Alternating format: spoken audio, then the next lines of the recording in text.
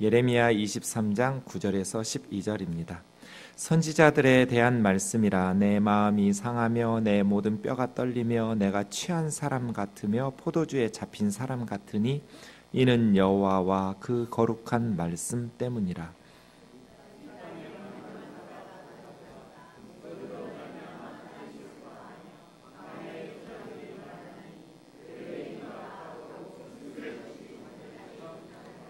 여호와의 말씀이니라. 선지자와 제사장이 다 사악한지라.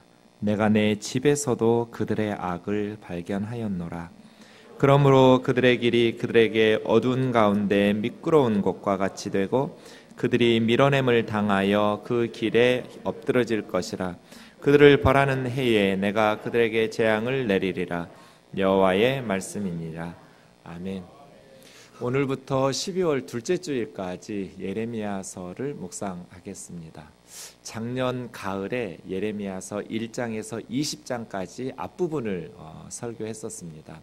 올 가을과 겨울에는 예레미야 21장에서 52장까지 뒷부분 마저 설교하게 될 것입니다. 왜 이렇게 설교하냐고 물으신다면 우리가 날마다 매일 성경이라는 말씀 묵상 교재로 큐티를 하는데 그 큐티한 어제 본문으로 다음날 오늘 새벽에 설교를 하고 그 주간에 설교했던 본문 중에 하나를 주일에 설교하기 때문에 그렇습니다. 유치부에서부터 작년부까지 모두 동일합니다. 성경 본문이 동일하고 아이들 나이에 맞춰서 이렇게 내용은 편집이 되어 있기 때문에 부모나 자녀들이 같은 본문을 날마다 묵상하다 보면 말씀으로 가정에서 대화할 수 있는 좋은 방법이 될 것입니다. 부모가 아이들에게 줄 수 있는 가장 좋은 선물, 좋은 습관. 아리스토텔레스가 말한 것처럼 훌륭하고 위대한 것은 한 번의 행동에서 나오는 것이 아니라 습관에서 나온다. 탁월함은 좋은 습관에서 나오는 것이지 한 번의 위대한 행동으로 길러지는 것은 아닙니다. 어려서부터 날마다 말씀을 묵상하는 좋은 습관이 우리 자녀들에게 길들여졌으면 좋겠어요. 다른 방법은 없어 보여요. 제가 볼 때는 날마다 우리 아이들이 말씀을 묵상하고 그렇게 삶 속에서 매일매일 큐티하는 것 외에는 이 악한 세상에서 우리 자녀들을 믿음으로 지켜줄 수 있는 게 없어 보여요. 더 좋은 방법이 있으면 가르쳐 주세요.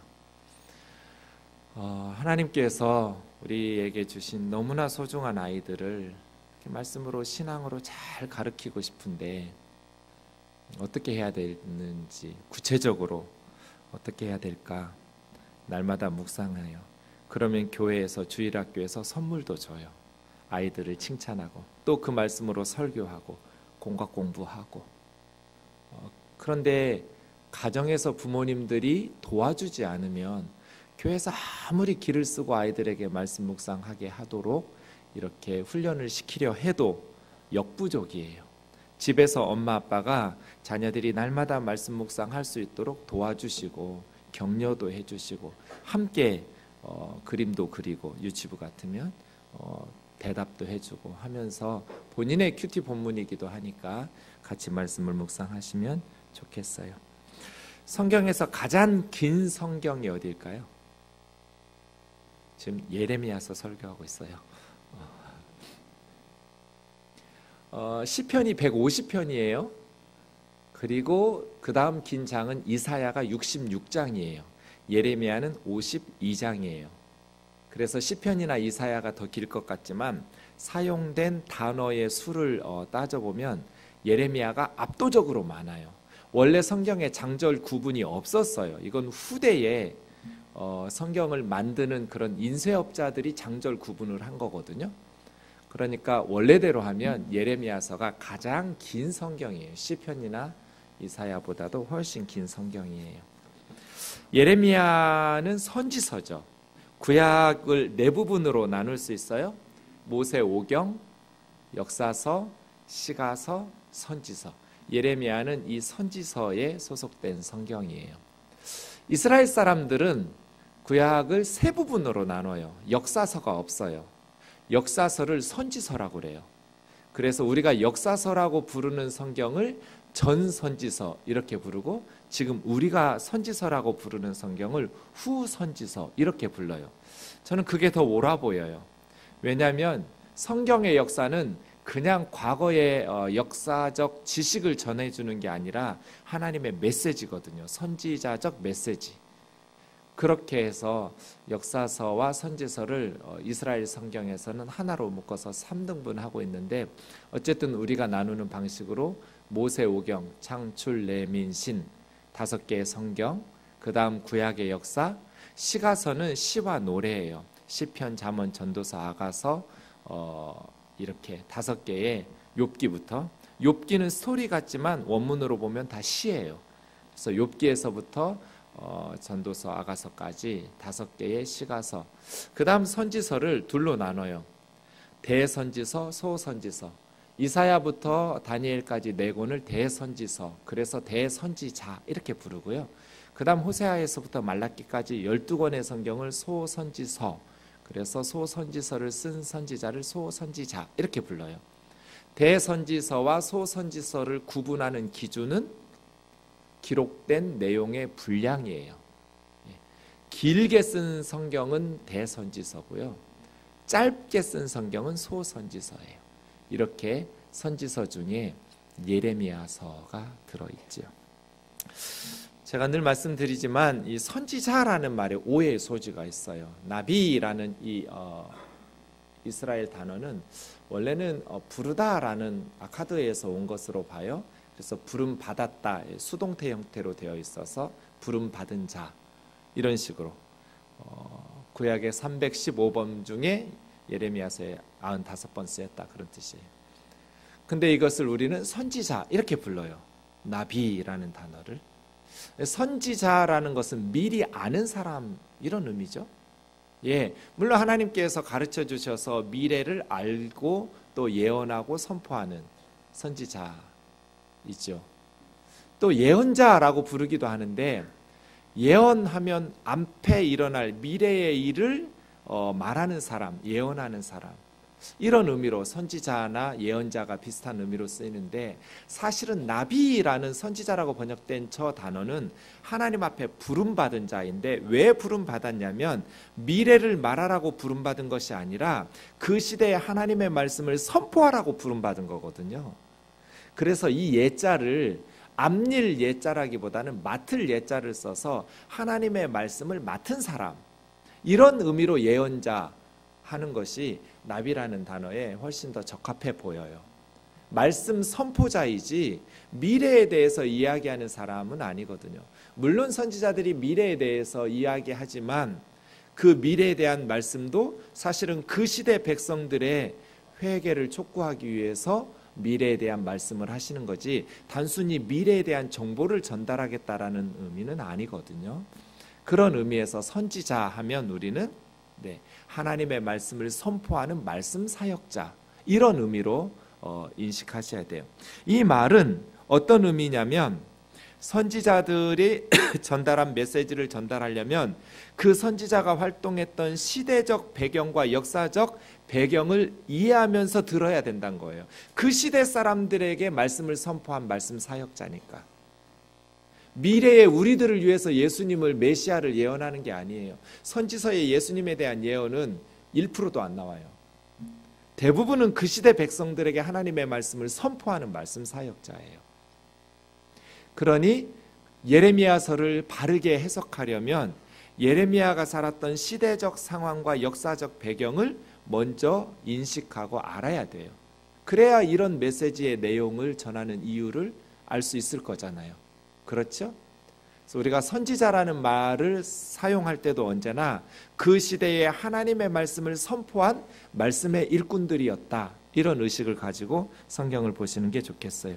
대개 선지서 1장 1절에 그 선지자가 활동했던 선지자의 상황을 먼저 얘기해요. 왜냐하면 그 내용을 알아야 그 다음부터 이어지는 내용의 의미를 그 역사적 정황 속에서 바르게 해석할 수 있기 때문이죠. 예레미야서도 마찬가지예요. 1장 1, 2, 3절을 보시죠. 베냐민 아나돗 제사장들 중 힐기야의 아들 예레미야. 그러니까 예레미야는 제사장 출신이에요. 제사장 출신의 제사장의 아들로 선지자로 부름받았죠. 그런데 예레미야가 활동한 시간이 나오죠. 예, 요시야가 다스린 지 13년부터 하나님의 말씀이 임하기 시작했어요. 요시야 13년은 주전 626년이에요. 예수님 태어나기 600여 년 전 선지자구나, 이렇게 생각하시면 돼요. 요시야 13년부터 언제까지 다스렸냐면 여호야김 시대를 지나서 시드기야 11년, 곧 예루살렘이 멸망할 때까지. 시드기야 11년은 주전 587년 4월 9일이에요. 그러니까 626년에서 587년이니까 40년이에요. 40년. 김정배 목사님께서 생동교회 39년 목회하셨대요. 그런 식으로 예레미야 선지자도 40년간 하나님의 말씀을 전하고 선포한 그런 선지자예요. 이때가 언제냐면, 이스라엘의 역사적 배경을 보시면 남쪽 626년이면은요 북이스라엘 10지파는 722년에 망하거든요. 100년 전에 벌써 망했어요. 북이스라엘 10지파는 100여 년 전에 이미 아수르에서 멸망당했고, 지금 남쪽 유다의 마지막 왕들인데요, 마지막 5명의 왕이 나오고 있어요. 그 중에 요시야 13년부터 사역을 시작했다고 했는데요, 요시야는 매우 정직하고 하나님 앞에서 바른 왕이에요. 특별히 요시야 18년에 성전을 보수하면서 성경을 발견하게 돼요. 율법을. 그러면서 요시야의 종교개혁이 더 탄력을 받죠. 하나님의 말씀을 처음 듣고 요시야 왕이 옷을 찢어요. 가슴을 찌면서 탄식을 해요. 우리 하나님의 말씀이 이러했는데 우리가 하나님의 말씀을 모르고 그동안 악하게 살았구나. 하나님 섬긴다고 하면서 살았는데 말씀을 들어보지 못한 거예요. 성전 수리하다가 성경 말씀 두루마리를 발견하고 그 말씀 읽어주는 소리를 듣고 왕이 옷을 찢으면서 통곡을 해요.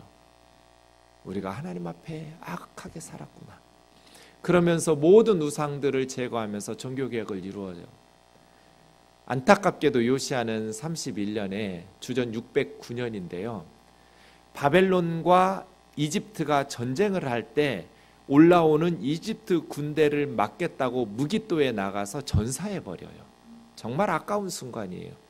요시야가 좀 더 살았다면 이스라엘의 역사가 어땠을까 싶을 만큼 요시야는 무기또 전쟁터에서 애굽 사람들에게 죽임을 당하죠. 왕이 전쟁터에 나가서 죽으니까 예루살렘에서는 새로운 왕을 세웠겠죠. 요시야의 넷째 아들 여호아하스, 살룸이라는 별명을 가진 여호아하스를 왕으로 세웠어요. 그랬더니 애굽이 전쟁을 끝나고 자기 나라로 내려가면서 여호아하스를 데리고 애굽으로 끌고 갔어요. 그래서 여호아하스는 3개월 동안 왕위에 있을 수밖에 없었어요. 그리고 나서 요시야의 다른 아들 여호야김을 애굽 사람들이 친애굽파 왕자를 딱 왕으로 세워놓았어요. 여호야김 때 주전 605년이 세계사적으로 매우 중요한 사건인데요. 갈그미시 전투라고 해서 애굽과 바벨론이 다시 전쟁을 했어요. 그때 애굽이 패하고 바벨론이 승리했어요. 선지자들이 말해요. 이 여호야김은 애굽파 정치인이잖아요. 이제 애굽이 졌다. 애굽을 의지하지 마라. 바벨론에게 순응해라. 하나님이 우리 죄에 대해서 바벨론을 통해서 심판하신다고 말씀하시니 순순히 우리 죄값을 받아야 된다. 여호야김 왕이 그 선지자들의 말을 안 들어요. 그래서 바벨론에게 조공을 바치다가 3년 만에 반역을 이뤄요. 그랬더니 바벨론이 내려와서 예루살렘을 부수고 여호야김을 쇠사슬에 묶어서 바벨론에 끌고 가서 거기서 죽여요. 여호야김이 끌려가고 나서 다시 예루살렘에는 왕이 비니까 여호야김의 아들 여호야긴이라는 새로운 왕을 세웠어요. 그런데 바벨론이 여호야긴, 바벨론 사람들이 세웠던 이 여호야김의 아들을 다시 바벨론으로 끌고 가면서 3개월 만에 여호야긴도 왕위에서 물러나고 시드기야는 요시야의 아들이네요. 그러니까 여호아스와 여호야김과 시드기야는 다 요시아의 아들이거든요. 예, 시드기야를 왕위로 세웠다가 시드기야 11년 4월 9일에 예루살렘과 유다는 바벨론에게 멸망하게 되죠. 이때 지금 예레미야 선지자가 하나님의 말씀을 전한 거예요. 남유다가 멸망하기 40여 년 전부터 남유다가 멸망할 때까지, 그리고 나서 예루살렘 정치인들에 의해서 예레미야 선지자는 이집트로 끌려가게 되고 이집트에서 생을 마감하게 되는 눈물의 선지자 예레미야. 예레미야를 눈물의 선지자라고 하는 것은 나라가 망하기 때문에, 예레미야 52장 10절에서 14절 말씀 보시면 예레미야 선지자의 메시지를 안 듣고 끝까지 하나님 앞에 악을 행하면서 예루살렘이 망하던 모습이 예레미야서에 나오고 있어요. 바벨론 왕이 시드기야, 마지막 왕이죠. 시드기야의 아들들, 왕자들을 왕의 눈앞에서 죽였어요. 그리고 리블라에서 모든 고관들을 죽였어요. 시드기야의 두 눈을 뽑았어요. 그리고 쇠사슬로 결박해서 바벨론으로 끌고 가서 죽는 날까지 감옥에 가뒀어요.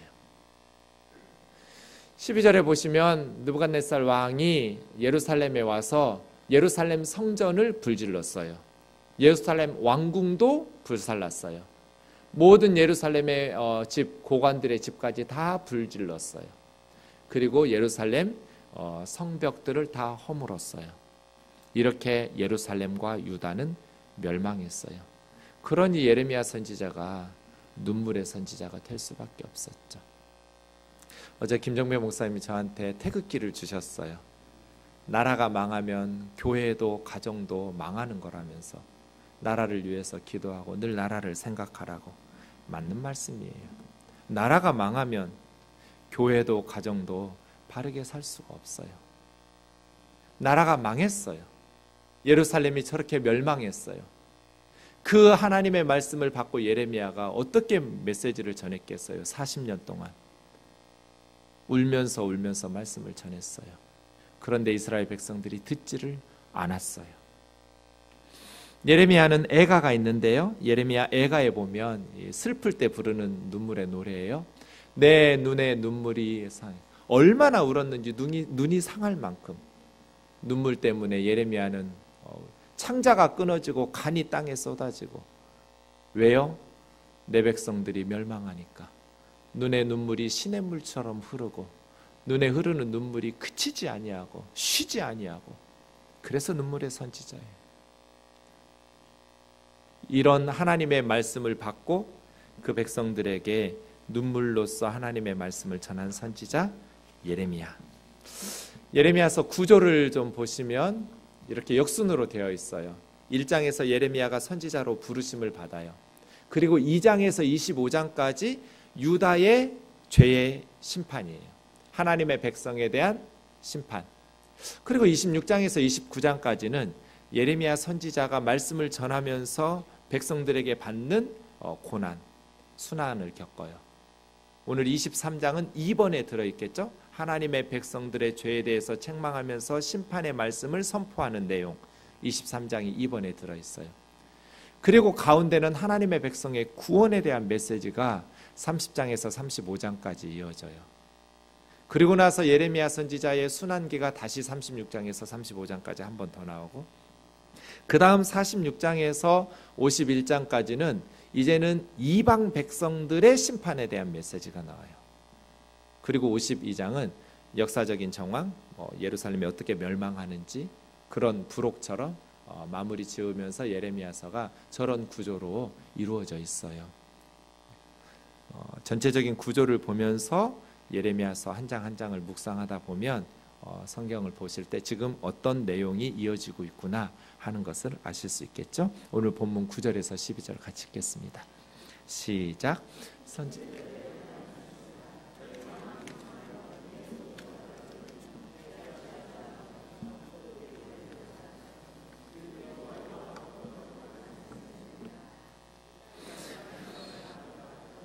저주로 말미암아 땅이 슬퍼하며 광야의 초장들이 마르나니 그들의 행위가 악하고 힘쓰는 것이 정직하지 못함이로다.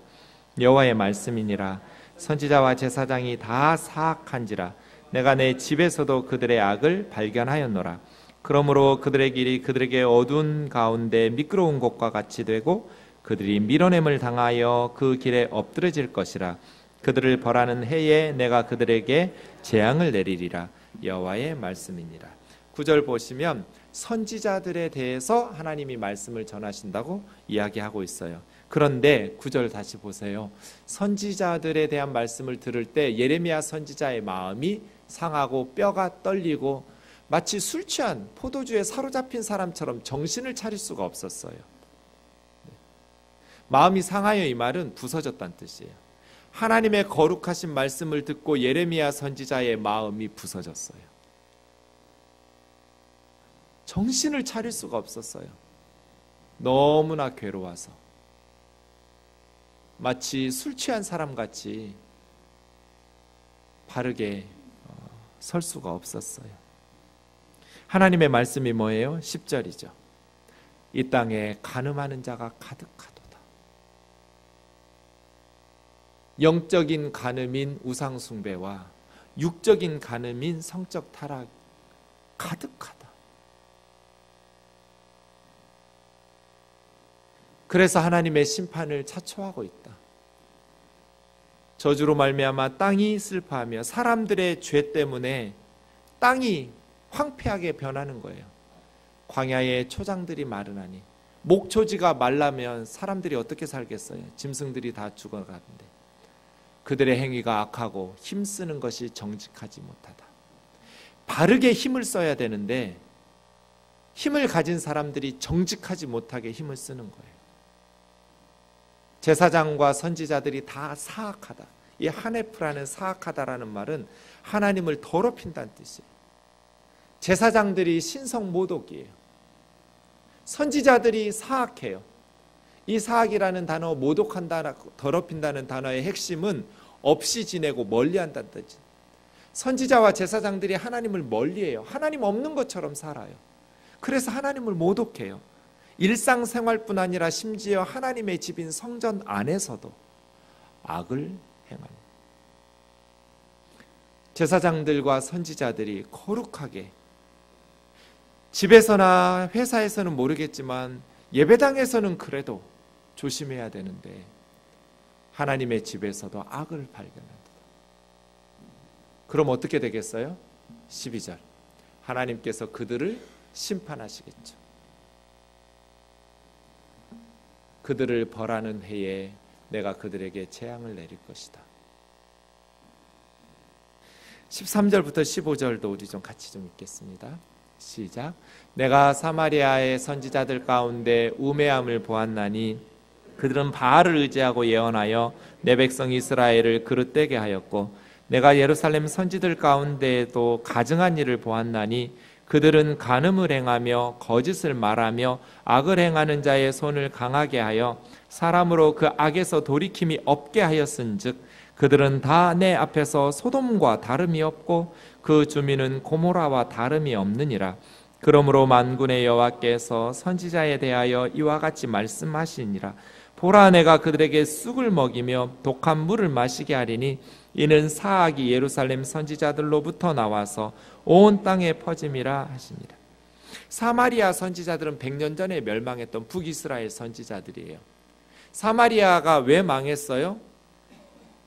13절을 보시면 그들이 바알을 의지하고 예언은 말씀을 선포했다는 거예요. 바알을 의지하면서 말씀을 전하면서 내 백성 북이스라엘을 그릇되게 했어요. 그러니까 북이스라엘 10지파가 망한 건 선지자들 때문이에요. 사마리아 선지자들이 어리석었기 때문이에요. 우매했어요. 선지자들이 하나님의 말씀, 하나님을 의지하고 바르게 하나님의 말씀을 전해서 하나님의 백성들을 바르게 인도해야 하잖아요.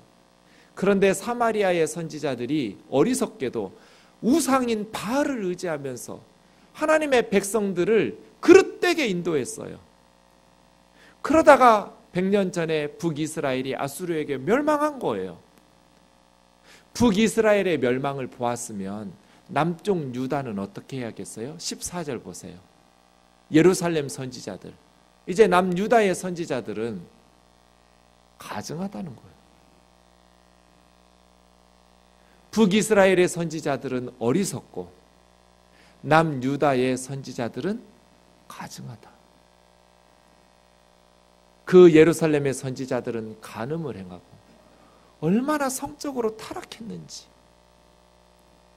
거짓을 말하며 자기들만 간음을 하고 거짓을 말할 뿐 아니라 악을 행하는 자들의 손을 강하게 해줘요. 선지자들은 악을 행하는 사람들을 약화시켜야 하잖아요. 회개하도록 하나님의 심판을 전해야 하잖아요. 그런데 악을 행하는 사람들을 축복해 주면서 강하게 해줘요. 그러니 사람들이 악에서 돌이키지를 않아요. 그러니 예루살렘과 유다가 어떻게 됐겠어요? 소돔과 고모라와 다름이 없어요.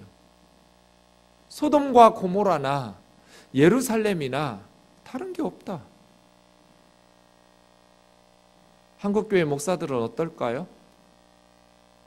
간음을 행하고 거짓말하고 악을 행하는 성도들의 손을 강하게 하고 성도들이 악에서 돌이키도록 해야 되는데 거침없이 악을 지속해요.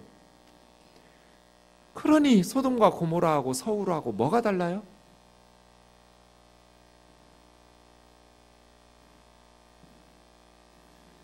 그럼 어떻게 되겠어요? 15절.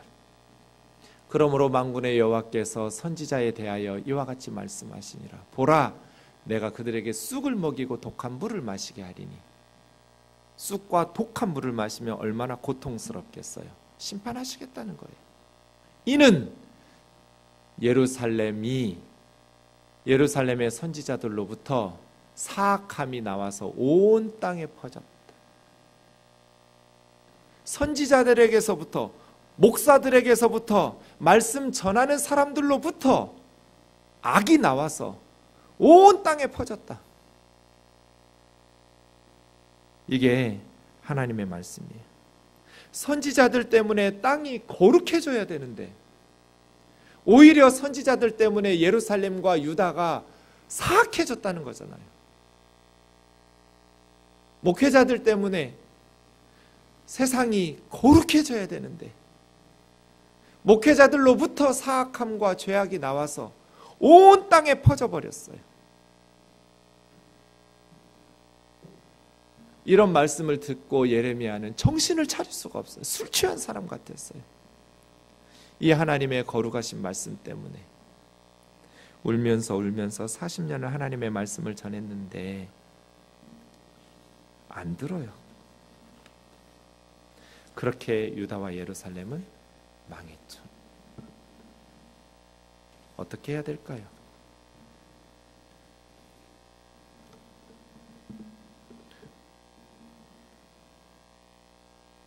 어제 위임식을 하는데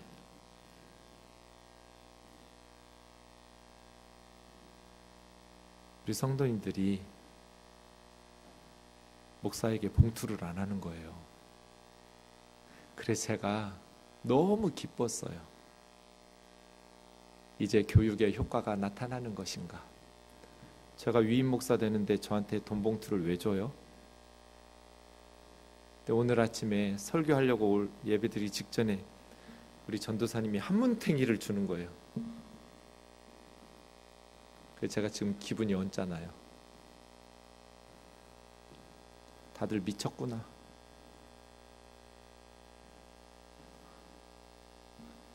전 그거 보지도 않았어요.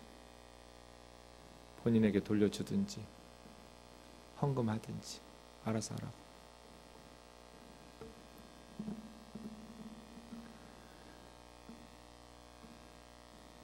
교회가 우리 교회 안에도 어려운 형제 자매들이 너무 많아요. 그리고 지금 세상은 서민들의 경제가 너무 어려워요. 돈 때문에 고생하면서 힘겹게 사는 분들이 너무 많아요. 우리 집사님 주중에 문자 주셨는데 자기 집 지하에 사는 할머니 할아버지가 갈비뼈가 부러졌는데 돈이 없어서 병원을 못 갔다는 거예요. 그런데 도와줘야 되는 거 아니에요?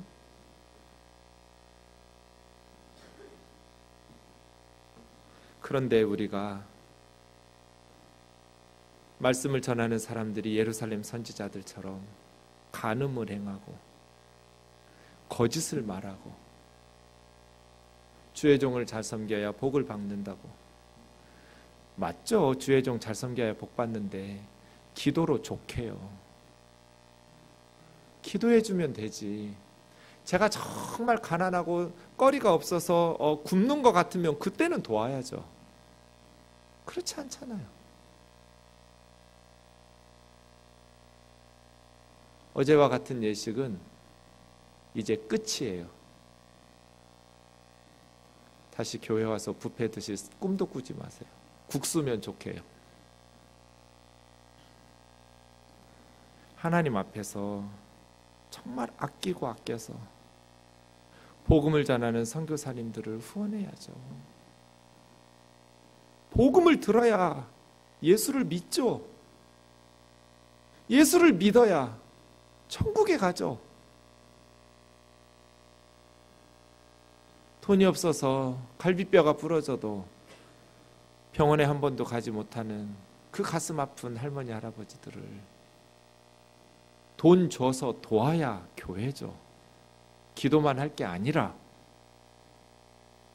병원에 모시고 가야죠.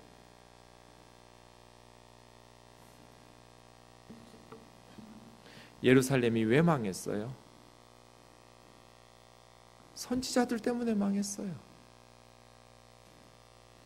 선지자들로부터 하나님의 말씀이 나오고, 그래서 죄 짓는 성도들이 정신 번쩍 들게 하고 하나님 앞에서 회개하고 돌아와서 하나님의 말씀대로 순종하면서 사는 나라를 만들어야지, 어떻게 사악한 것이 선지자들로부터 나와서 온 땅에 퍼지냔 말이에요. 어떻게 사악한 것이 목사들에게서 나와서, 교회에서부터 나와서 온 세상에 퍼져야 되겠어요. 대한민국이 망한다면 교회 때문에 망하는 거예요. 교회가 망한다면 말씀을 전하는 목회자들한테 가장 큰 책임이 있지 않겠어요? 신앙생활에서 가장 중요한 게 뭘까요?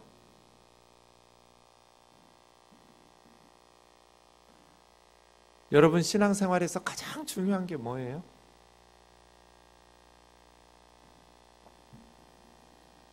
성경을 바르게 해석해서 적용하는 거예요.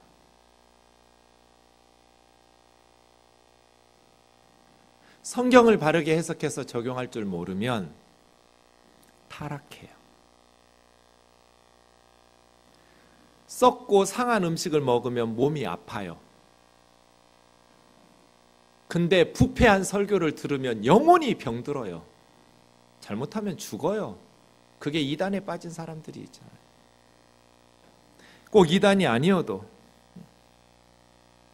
건강한 신앙생활은 불가능해요. 그러려면 바른 설교와 잘못된 설교를 분별할 수 있는 능력이 있으셔야 하잖아요. 어떻게 해야 바른 설교와 잘못된 설교를 분별할 수 있어요? 저와 여러분이 설교를 제대로 분별할 수 있는 성경에 대한 지식이 있어야 돼요. 말씀에 대한 지식이 있어야 저게 제대로 된 말씀인지 잘못된 말씀인지 분간을 하죠. 설교 많이 듣는 게 좋은 거 아니에요. 제대로 된 설교를 들어야죠. 예배 여러 번 드리는 게 좋은 게 아니에요. 한 번을 예배를 드려도 그 말씀을 곱씹고 곱씹고 곱씹고 되새김질 안 하는 짐승을 하나님께 바치지도 못해요. 저는 성도들도 비슷한 것 같아요. 되새김질 안 하면 우리는 말씀대로 못 살아요. 주신 하나님의 말씀인 성경을 곱씹고 곱씹고 곱씹어야죠. 그래서예요. 날마다 말씀을 묵상하자. 혼자 하면 힘들지만 교회가 다 같이 하면 어려서부터 습관 들어서 묵상하면 좋잖아요. 그렇게 성경에 대한 지식이 쌓여야 하잖아요. 말씀에 대한 바른 지식이 쌓이면 이제 분별력이 생겨요. 바른 설교인지 잘못된 설교인지 말이에요. 처음에 어려울 수 있어요. 읽어도 무슨 말인지 모르겠어요. 그러나 계속 하다 보면 처음부터 욕심내실 필요 없어요. 교회에서 하는 대로 지금 예레미야 하니까 예레미야 하시면 돼요. 날마다 차곡차곡 꼬박꼬박. 우리 교회는 제가 인도하는 성경 공부가 주중에 10개예요. 무료예요. 픽업도 해드려요. 맘만 먹으면 와서 들을 수 있어요. 누구나 성경을 배울 수 있어요. 다음 주부터 4주간 한 달 동안 우리는 청년의 주간으로 말씀의 대축제를 하려고 그래요. 4주 동안 5가지를 해요.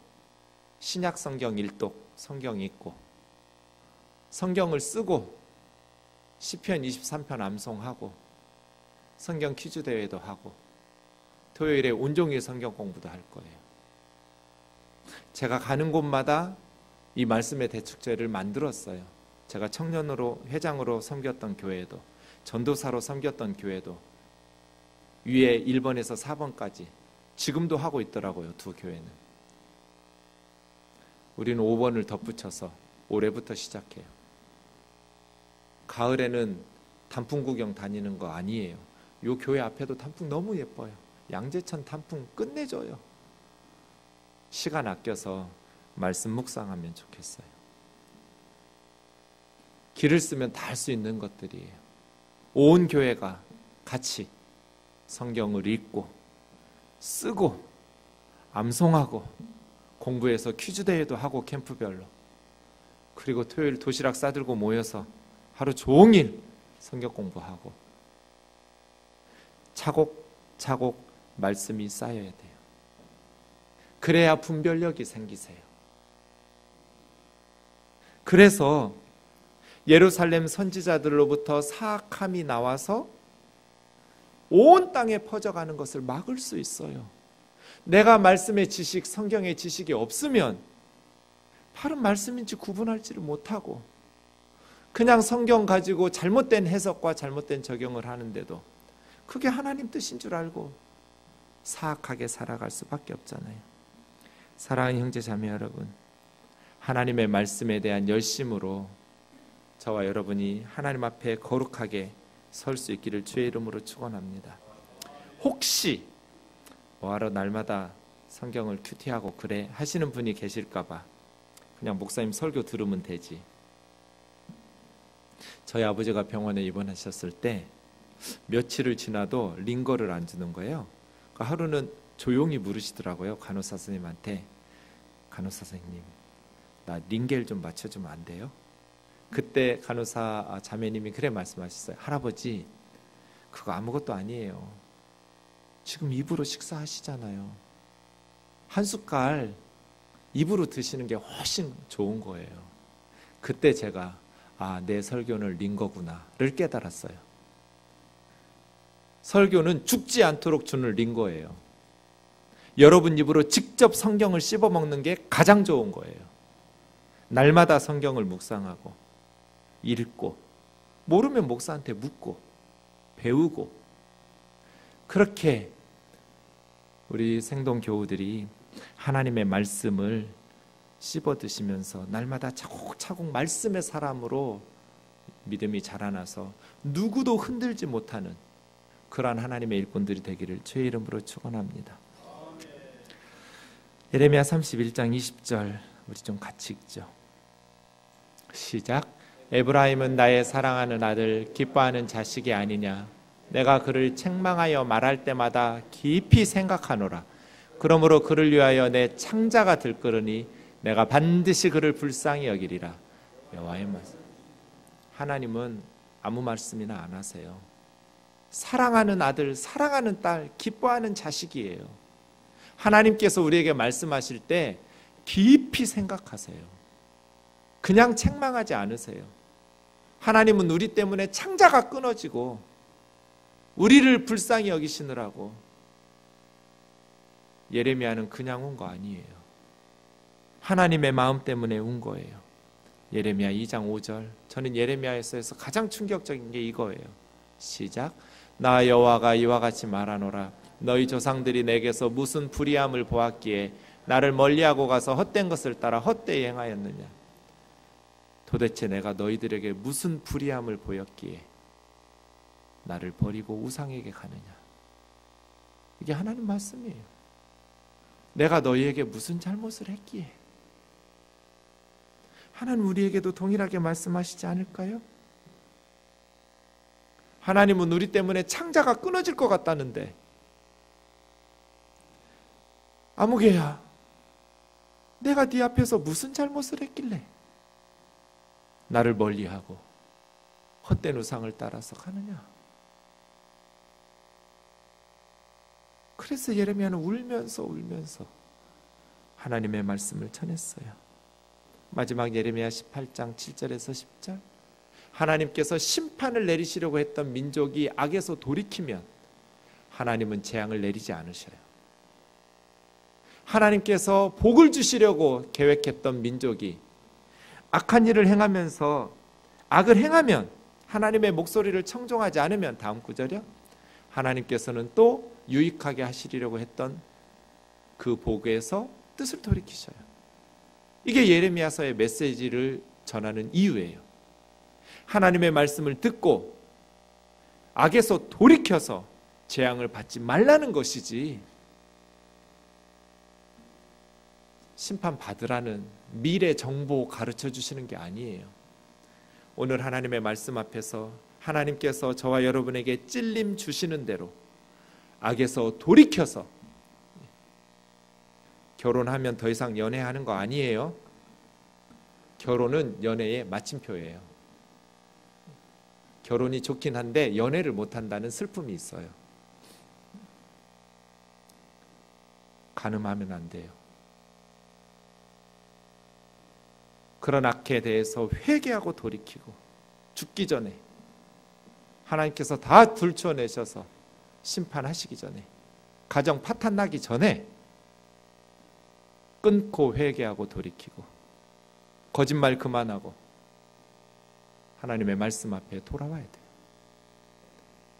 그러면 하나님께서 재앙을 내리지 않으시고 용서하시고, 창자가 끊어질 것 같으니까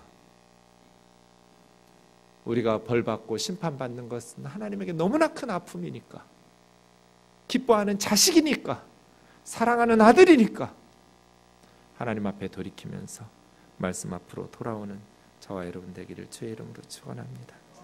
찬양하고 기도합시다.